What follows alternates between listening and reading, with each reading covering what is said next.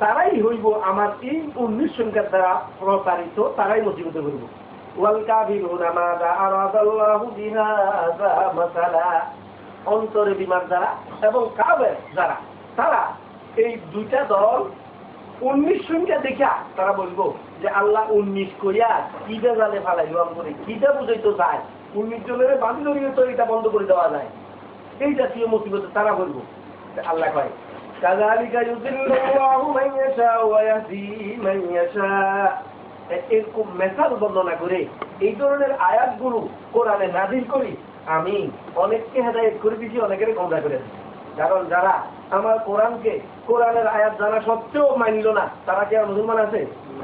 আর যারা এই ধরনের হিকমতপূর্ণ আয়াত না বুঝার পরও সে যখন বুঝছে এই কথা আমার আল্লাহ নাযিল করছে, আমার কোরআনের আয়াত যেটা আমার আল্লাহ বলছে, আমি বুঝলো আলহামদুলিল্লাহ, না বুঝলো আলহামদুলিল্লাহ, এইতে আমার কোনো বুঝাবুঝির কাম নাই।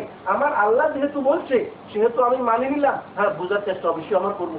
কি হিকমত আমি এই ব্যাপারে কথা বলবো ইনশাআল্লাহ।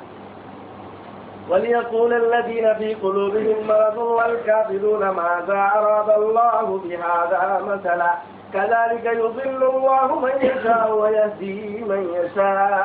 এই ধরনের মেসাল দিয়া আল্লাহ কিছু কিছু লোককে হেদায়েত করে আর কিছু কিছু লোককে কি করে? গোমরাহ করে দেয়।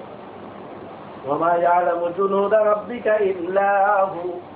এরপরে জবাব দিতেছে তোরা 19 জন বুঝাতে মুসিবতে পড়ছো, 19 জনের কারণে যে লাফালাফি শুরু করছো।